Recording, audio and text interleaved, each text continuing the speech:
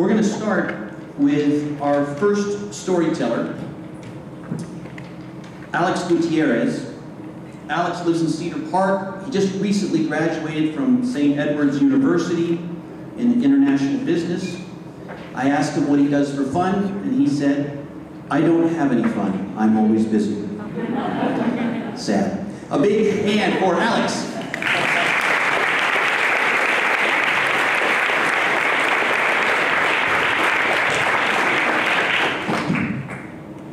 Testing. All right.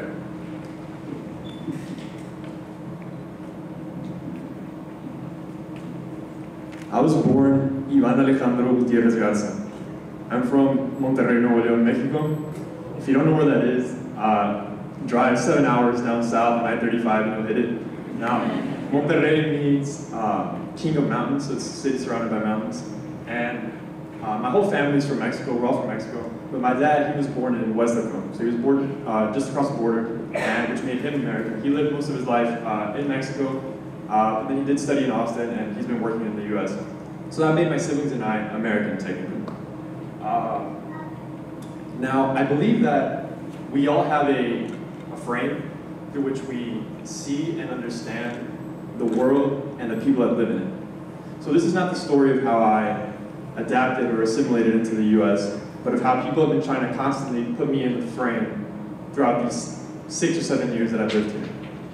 Now, if any of you guys are wondering right now, like, well, this guy doesn't look like he's from Mexico, he doesn't sound like he's from Mexico, well, let me give you a brief origin story. So, when I was 8 years old, we moved to Plano, Texas, where my dad was working, and we lived there for about a year and a half, and I was in ESL. I didn't speak a word of English, and I was given my first nickname by the kids that were there.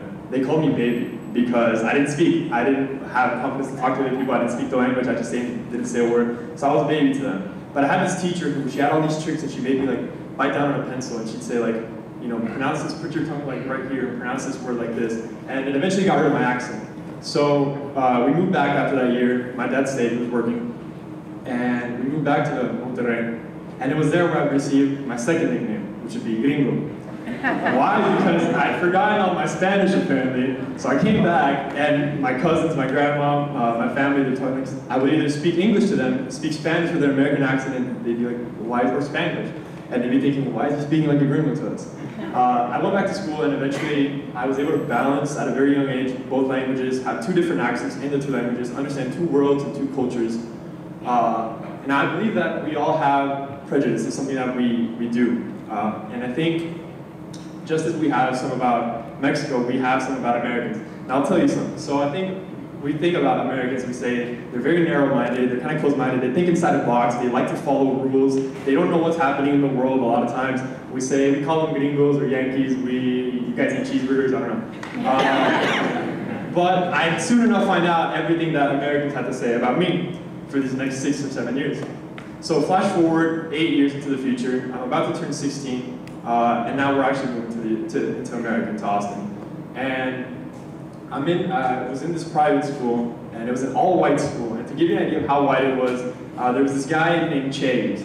And I would ask people, like, is this an American name? Like, I haven't heard this. Like, how do you spell Chase? C-H-A-V-E-Z. Chavez. He's like, they had Americanized his name, they turned it into Chase, because they had to fit it into their frame for it to be there.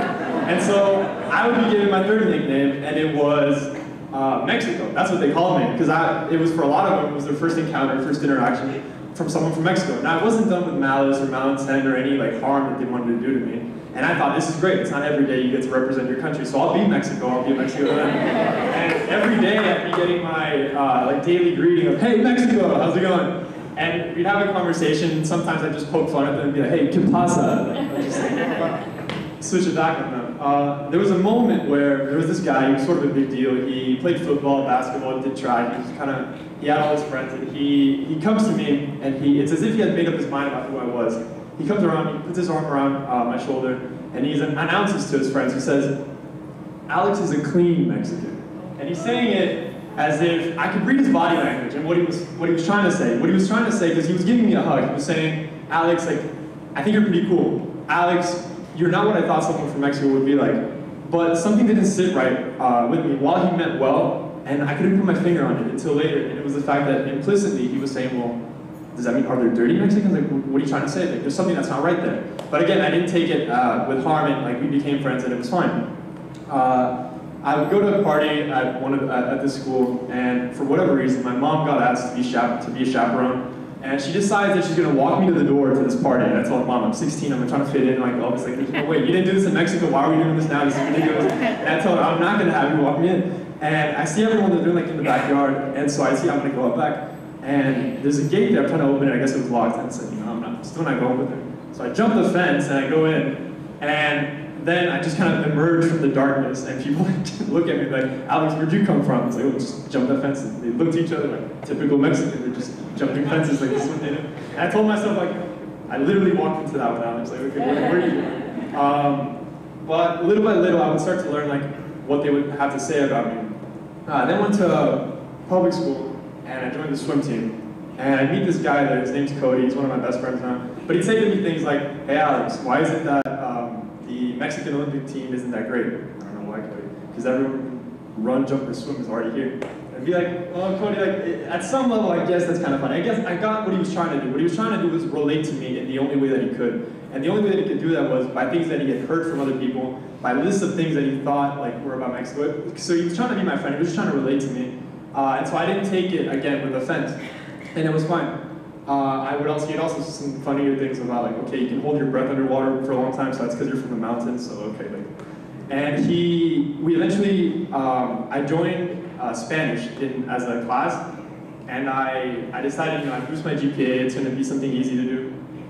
And I'd sit there, and I'd be surrounded by Americans trying to learn Spanish, and I'd have to listen to the phrase, me gusta el helado, like 20 times, like every day. And you'd think they'd pick it up, but they never did.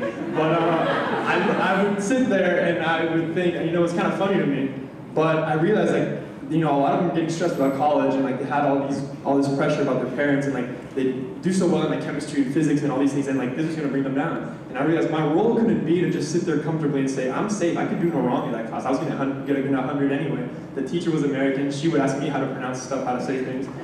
So I decided my role had to be, I took it upon myself to say that everyone in that class was gonna get the best grade possible. I started tutoring everyone and helping everyone out. And when I started to get involved, they started to get to know me, and I started to get to know them, and we started learning from each other, and it became great. Something else that I did was I started throwing parties at my house, and my house became kind of known as like headquarters for where we would meet and do stuff.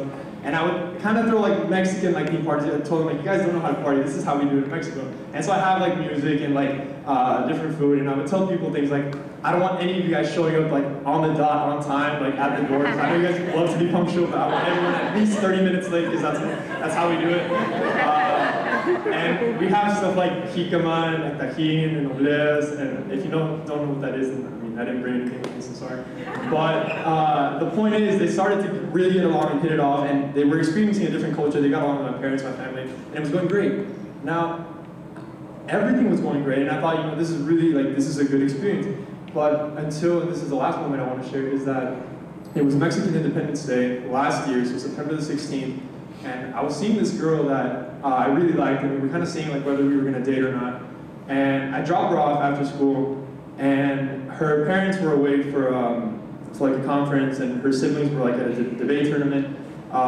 So I go in, we're trying to figure out whether we're going to watch a movie or something, and she turns to me at some point during the night, and she tells me, I could shoot you right now, and the police would take my side. Like, no one would believe you because you're Mexican. She said that to me, and I felt in that moment like she had shot me, like shot my heart, and I felt my heart sink, and I don't know why, where did that come from? This is someone that I was trying to open up to, and she immediately, I could tell what she was trying to say was kind of like she expected me to laugh about it, as if this was funny to someone else. And I didn't say anything about it, but she immediately realized that my mood had dropped, something was different, and so she apologized immediately for it. She said, had a long day, she had been really rude. But I wondered, where did that come from? That's obviously something she's either heard before, something that might have been fun with her and her white friends or something that she got from someone else that's heard before. And I didn't blame her for it. She's a good friend of mine. But if I can leave you guys with something, is that I think at the heart, we're all the same. I think we all mean well, and I think we all have, as humans, just this desire, this need to understand things, so we put labels on things because that's how we understand.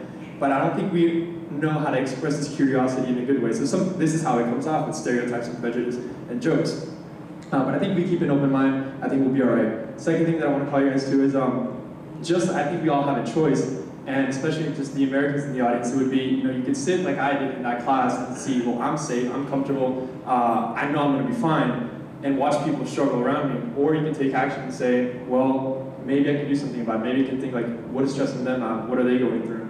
So throughout my life, I've had different nicknames. I've been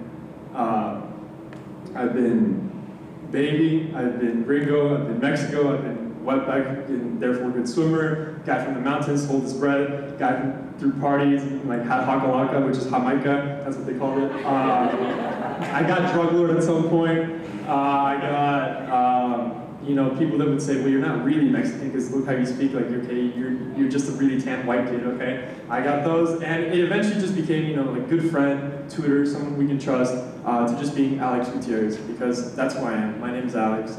Thank you very much.